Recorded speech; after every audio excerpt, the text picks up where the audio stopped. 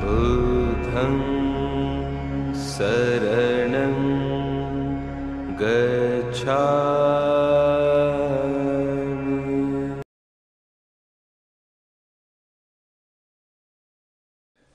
Description of the Noble Eightfold Path. This is the most important thing to study in Buddhism. This is the backbone of the Dhamma. If you're considering joining a group to meditate or to learn the Dhamma, ask yourself, does this group or this sect have any reference to the Noble Eightfold Path? And if it does, then it's Buddhist. That's the litmus test to see if a group or a sect is really Buddhist. And the more they refer to the Noble Eightfold Path, the better.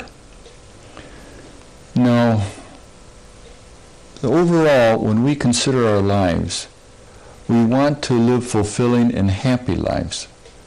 This is the innate characteristic we're drawn towards in our life, to be happy. And we're capable of not only becoming happy over mundane things like sensual delights and relationships and so forth. We're quite capable of developing happiness that is long-lasting, a permanent, ongoing happiness. And this is possible with the doctrine that we undertake to study. But initially, we may not know which doctrine or which training to really begin with. So we can ask ourselves one of three questions, three criteria we can approach a doctrine that we're considering. And one is, with regard to suffering, does it offer a way to recognize the full range of suffering? Just as going to a doctor, you'd want an illness covered in its full list of symptoms.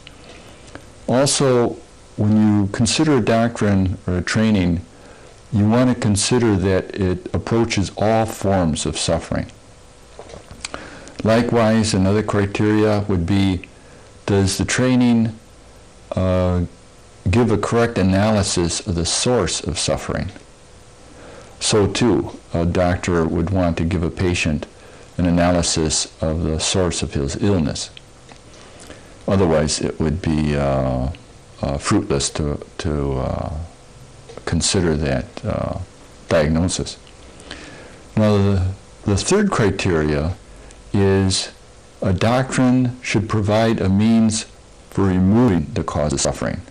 Not only does it analyze the cause of suffering, it removes it.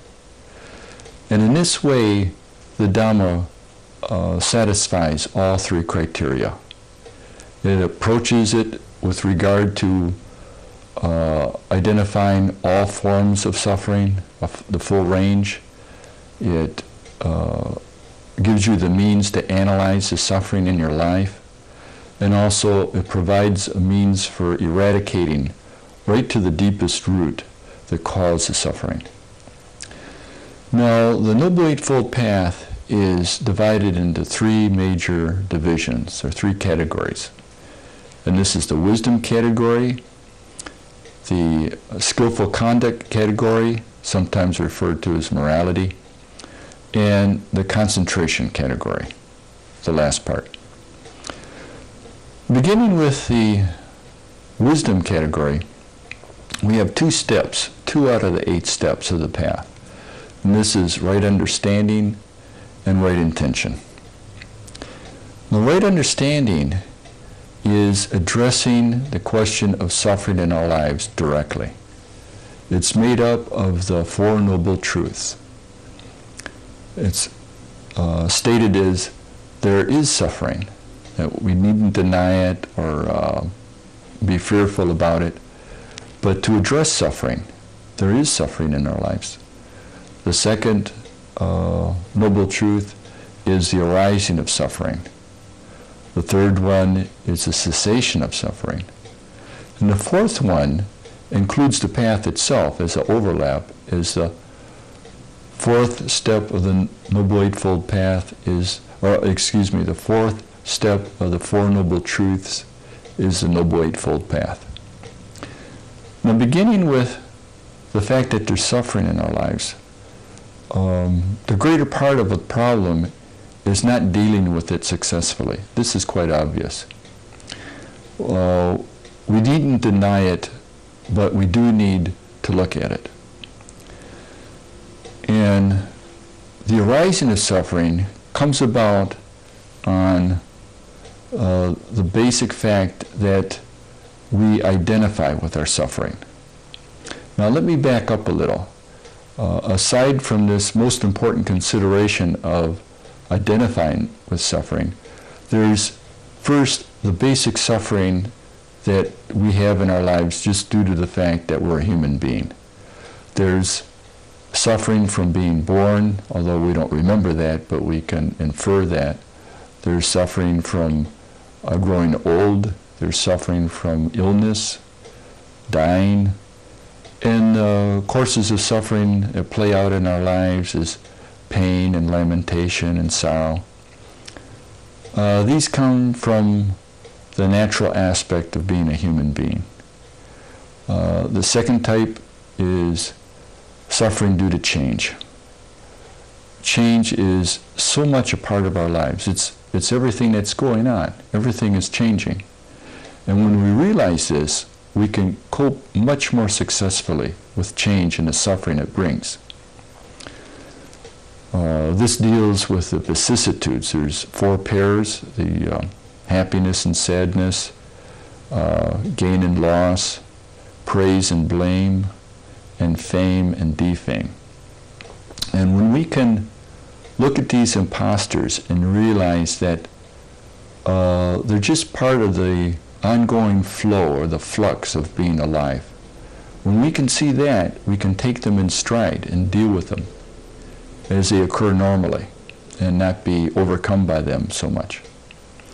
But going back again to what I started talking about is the suffering that comes from how we identify to it. This is that aspect of not recognizing forms of difficulty, forms of conflict in our life, that they are of their own aspect, their own ownership, they're a natural condition that happens to us, and we needn't attach ourselves. We needn't think, oh, now I'm stuck with this situation. This is a part of me. I'm going to have to try to deal with this as a part of me. It's not a part of you. It's happening to you. And this is the benefit of understanding that we needn't have this thing in the back of our minds of, this am I, this is myself, this is mine. That in all three aspects, we can just look at ourselves as a free-flowing physical form and a mental capacity of just being a human being with a mind and a body. And more importantly, understanding that we're made up of forces of energy designated in 5 ways. This is crucial to our understanding of how we deal with suffering in our lives. The importance lies in recognizing our body. It's the first aggregate, or first of 5 forms of energy in our life. That we've come to be, through our birth, a human being, and just in the way that we eat food and derive energy from the digestion of our food and overall the makeup of our body, we have a body. We're, for better or for good, we're with this body our entire lives. And when we take advantage of sitting in meditation and relaxing, we can see pleasant sensations come up in our body, warmth and invigorating sensations, we also feel pain, and we have aversion towards pain. And not to be drawn off our search for insight through meditation, not to be drawn away from our meditation with sensations in the body, both pleasant and unpleasant. So this is working with that first of 5 aggregates, the aggregate of the body or form. Now, the mental components, the remaining 4 aggregates, are feelings. We use the term feelings to just designate how we feel in a good way, how we feel in a bad way, or how we feel in a neutral way. So when you study the Dhamma, you'll understand that we reserve the term feelings just to signify how we're programmed to always deal with things as either negative or positive or neutral. But we do always feel something. Going back to the body, when we have sensations, this is a term we use for feeling warm or cold or any number of things that we feel with the body. Feel wind on our face or things of that nature. Those are sensations. Now, after considering feelings as an aggregate, the third aggregate is perceptions, how we initially are confronted with things in our life. And continuing with all 5 of these aggregates, we're presented with things in our life through 6 sense doors. There are 6 faculties that come into play. And this is true with the body and feelings and perceptions and so forth. That we have the eye and we see things with the eye. We have the nose, we smell. We have the tongue, we taste. We have hearing, we hear. We have the body, sensations upon the body we're made aware of. And we think, we come up with ideas and thoughts and memories in the mind. And this is a sense door. And that's also important to realize with the aggregate of perceptions, that we perceive things through these sense faculties. With the mind, it's sensing things just as we remember things, much as in the way that we would see things in a book. Our mind can remember things inside itself. Also, there's mental volition or mental constructs. These are all the many facets of things that run through our mind. Then again, talking about the mind with regard to remembering things that we have come up with the past, just as if we were looking at pages in a book. We have these things produced in our mind through a type of volition or sort of a force of itself that has a significance in that it propels us to think certain things after we've perceived them. And these things, there's 52 of them. There's confidence, there's concentration, there's desire, there's will, there's loving friendliness, and also negative things like conceit, hatred, the concept of a self, and pride, and so forth. A great many number of things that are categorized as those things that come up in our mind. And they all have this aspect of a driven quality about them. We're propelled in a certain way in which we carry on a train of thought initially after a perception or a sensation in the body, and we continue with the thought in the mind. And this driven quality brings up the topic of karma, or karma, as it's normally thought of as the word karma. And this means motion with regard to things that we initiate first with the mind, and then through after the mind through speech and action. And we accrue the results of what we do, body, speech, or mind. And the results can either be negative or positive. So if we do bad things, we'll have bad results. If we do good things, we'll have good results. It's that simple. Now, these results don't always happen immediately. I mean, we can say something rude to a person and be quite bitter, and he can shout back at us. That would be an immediate result. But also, we could say something bitter to a person, and he would just hold a grudge and maybe be revengeful and exhibit some type of conflict with us later. That's a simple example of the law of karma as it happens as a cause and effect relationship where the effect is later. But we do accrue the effects of what we do receive the results of what we cause. And it's a very important consideration in the Noble Eightfold Path, the subject of karma or karma. And when we realize that we can curb our behavior, this is an important feature of developing insight with meditation, we can see how negative thoughts come up in our minds, and we can deal with them in appropriate ways. This is that aspect of acknowledging the fourth or the fifth aggregates that compose ourselves. The fifth one being consciousness itself.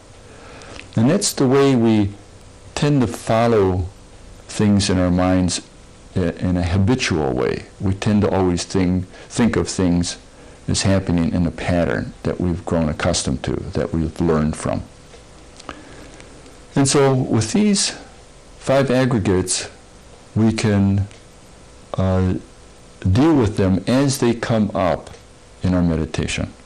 And I'll be talking more about meditation at the end of the description of the Noble Eightfold Path. Now, the second step of the category of wisdom is right intention. We've discussed right understanding. This is right intention. And this has the wholesome qualities for us to develop, like generosity, loving friendliness, and compassion. And the aspect overall of loving friendliness or loving kindness is actually synonymous with wisdom, because the more friendly we are and open, even physically, just feeling open in our chest and relaxed about ourselves, this is synonymous with wisdom, because we can understand things more if we're more open. If we greet things in a positive way, or at least a neutral way, we can see how things are unfolding in front of ourselves rather than being constricted and on guard and inhibiting ourselves from seeing things as they are. A simple example is if there's something that we find difficult to do at work, and there's a coworker that's always hanging around, and you're taking exception to him. You feel that this guy is bothering you, and you wish he'd go away, and you're struggling to do something. Where in actuality, the guy is just trying to see if he can, in an appropriate way, approach you and see if he can help you. But you misinterpret it and think that he's just trying to bother you. So this is a simple example of developing loving friendliness and being open and aware to things and not misinterpreting them, not misinterpreting the intentions of other people, that they could be helpful. That initial feature of being generous is easy to understand how nice it is when may have given things to people in the past, maybe certainly your children, in instances where you've helped them and given them things, or other people. And you feel that real warm-hearted response when they respond to you with they have a sense of gratitude, and you feel very buoyant and lighthearted in those circumstances. It's a really nice feature of being generous. The recipient gains even more than, or the giver gains even more than the recipient. And with loving friendliness, that overall attitude of being friendly and easygoing, because people are naturally drawn towards friendly people. And to be compassionate is sorely needed in our society. Sometimes we feel inhibited. We may see a service that we can provide, say our neighbor is sick, and say a woman and the husband's having difficulty coping with everything, and we may be reluctant to go over and help because we think that, well, maybe if we start helping, somehow they'll insist that we continue to help. Which usually, when people are having a hard time, if you start to help them, they're just appreciative that you're helping them at all. And so it's nice to go out of your way sometimes, first, not aside from the fact of being inhibited, but recognizing that you do have just so much time and resources to help somebody, acknowledging that, of course. But taking advantages of situations in which you can fulfill the need and provide a service for somebody. This is a common thing to do with certain organizations that help people. And it gives you a real meaningful feeling of self-fulfillment in your life, and it's a beautiful thing to do. Some of the things to watch out for, particularly with loving friendliness and compassion, are not only what we refer to as the far enemies. It would be feelings of anger or ill will. That's a far enemy of loving friendliness. For compassion, the far enemy is cruelty. These are obvious to understand. But the near enemies are much more subtle, and it pays to pay attention to them. The near enemy for loving friendliness is having an affection in place of true loving friendliness, affection specifically for one person. It can be sort of thought of as taking an account of maybe your marriage or other relationship where it's a businessman's marriage, where you're saying to yourself, well, I'll love her if she loves me. And that if there's any derivation from that, or if it goes out of balance, then you become indignant that this love is like a treaty you have with somebody. But to take stock of that and become aware if that's becoming too, you have too strident attitude towards your love for someone, and develop a loving friendliness instead is much better. More wholesome attitude in your love.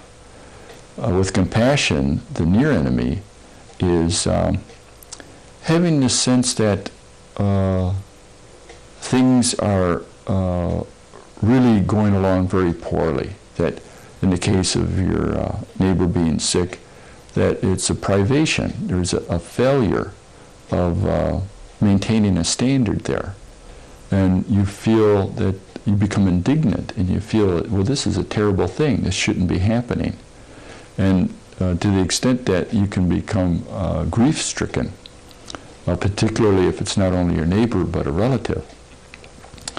And we try to watch out for these types of attitudes. I mean, you think of a doctor, a nurse, or a social worker. It's much to their disadvantage to become overtaken by grief, like with a particular patient, or in the case of a social worker, a person that needs welfare or something. They have to be objective to be able to help. And so with these in mind, we can develop the aspects of compassion and loving friendliness more. Now, those first two steps, right understanding and right intention, cover the wisdom category. The next category is skillful conduct, sometimes referred to as morality. But morality's taken on kind of a negative connotation in our life, one of obligation and a Puritan strictness to it. Essentially, it's developing harmony in our lives through right speech, right action, and right livelihood. And that's essentially not lying to people, also important not to steal or kill anybody, certainly, and to obey your marriage vows, not to commit adultery. And right livelihood takes on other aspects important to us to realize in our form of livelihood. The last category is the concentration category, and it's right mindfulness, right concentration, and right energy. And we deal with aspects in our lives with energy to keep a wholesome attitude and a wholesome line of conduct. And we're mindful. We're mindful of things that happen to us.